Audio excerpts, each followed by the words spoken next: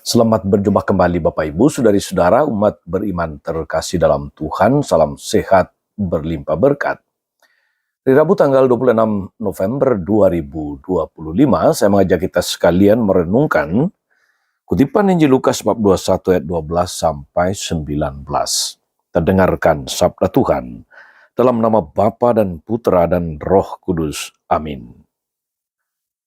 Pada waktu itu Yesus berkata kepada murid-muridnya, "Akan datang harinya kalian ditangkap dan dianiaya. Karena namaku, kalian akan diserahkan ke rumah-rumah ibadah, dimasukkan ke dalam penjara, dan dihadapkan kepada raja-raja dan para penguasa. Hal itu akan menjadi kesempatan bagimu untuk bersaksi. Sebab itu, tetap teguhlah dalam hatimu. Jangan kalian memikirkan lebih dahulu pembelaanmu. Aku sendirilah yang akan memberi kalian kata-kata hikmat, sehingga kalian tak dapat ditentang atau dibantah lawan-lawanmu. Dan kalian akan diserahkan juga oleh orang tuamu, saudara-saudaramu, kaum keluargamu, dan sahabat-sahabatmu, dan beberapa orang di antara kamu akan dibunuh. Karena namaku kalian akan dibenci semua orang, tapi tidak sehelai pun rambut kepalamu akan hilang. Kalau kalian bertahan, kalian akan memperoleh hidupmu." Demikianlah sabda Tuhan. Bapak Ibu saudari-saudara umat beriman terkasih dalam Tuhan. Kemarin kita merenungkan tentang perlunya waspada, attention please. Hari ini saudara-saudari kita mendapatkan peneguhan dari Yesus manakala kita menghadapi macam-macam kesulitan, tantangan, penderitaan, salib karena mengikuti Yesus. Mungkin saudari-saudara, banyak di antara kita yang bertanya-tanya, mengapa kita seolah selalu mendapatkan nasib sial ketika menjadi pengikut Kristus? Banyak saudara-saudari sering dianiaya karena iman, bahkan mereka harus mendapat perlakuan tidak menyenangkan dari saudara-saudari kita yang berkeyakinan lain. Mulai dari dilarang beribadah, dilarang mendirikan rumah ibadah, dilarang membangun gereja, bahkan gereja yang ada pun dihancurkan, dan lain-lain sebagainya. Dari beberapa contoh kasus ini, saudari-saudara, kita pasti bertanya di manakah Kristus Sang Juru Selamat? Apakah dia hanya menonton? Apakah dia tidak peduli? Apakah dia tidak mau menolong kita? Apakah dia ingin membiarkan kita teraniaya? Saudari dan saudara, kita selalu percaya bahwa Yesus akan menolong kita, bahwa Yesus peduli. Dia tahu pergumulan, dia tahu penderitaan, dia tahu segala macam situasi kita. Malah dalam kenyataan kadang-kadang kita merasa sebaliknya. Kita sepertinya dibiarkan berjuang sendirian. Bahkan pihak gereja yang seharusnya menjadi garda terdepan dalam membela warganya, malah kelihatan tanpa usaha untuk membela atau melawan. Tidak konfrontatif, tapi selalu berusaha berdialog, berkomunikasi.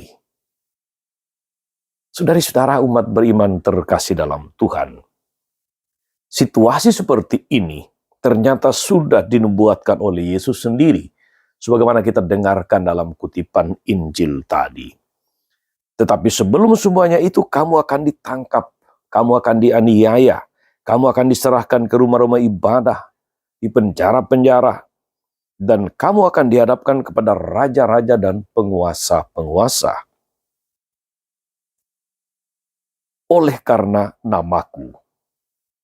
Yesus sendiri sudah mengatakannya. Dan dia kemudian juga bahwa sebagai pengikutnya, kita akan senantiasa mengalami macam-macam penderitaan. Tapi sadarlah saudara-saudari bahwa sebagai pengikutnya, penderitaan kita tidak akan melebihi penderitaan Kristus. Kita memang harus menderita karena Kristus dan kemudian memikul salibnya. Sebab itulah jalan keselamatan kita. Salib bukan tanda kebinasaan, salib adalah jalan keselamatan. Yesus sendiri telah mengatakan hal itu kepada kita. Bukan jalan kemewahan, bukan jalan kenikmatan yang ditawarkan Yesus kepada kita, melainkan jalan sengsara, jalan salib, via dolorosa. Tetapi buahnya atau ujungnya adalah bahwa kita akan menikmati hidup kekal. Yesus menjamin siapapun yang setia dalam jalan salib, di dalam jalan penderitaan ini, yang dilandaskan kepada pengorbanan, maka akan membawa mereka kepada kebahagiaan kekal. Karena itulah saudara-saudari, sebuah sabda peneguhan sekaligus pengharapan disampaikan kepada kita di akhir kutipan Injil hari ini. Tetapi tidak sehelai pun dari rambut kepalamu akan hilang. Kalau kamu tetap bertahan, kamu akan memperoleh hidupmu. Saudara-saudara, umat beriman terkasih, kita diteguhkan bahwa jalan keselamatan memang bukan jalan tol. Jalan keselamatan adalah jalan salib. Tetapi ingatlah untuk terus bertahan, sebab barang siapa bertahan, dia akan memperoleh hidupnya. Saudari-saudara, moga-moga kita diteguhkan untuk terus menjadi saksi kasih Kristus di tengah dunia, baik di dunia nyata maupun di dunia maya. Apalagi kalau Anda saat ini memperhatikan diskusi-diskusi, debat-debat liar, apologi-apologi yang liar di media sosial. Seringkali Kristus direndahkan, ajaran gereja kemudian dipertanyakan, bahkan dihina. Dan macam-macam hal itu, saudara-saudari, yang kadang-kadang menguras emosi.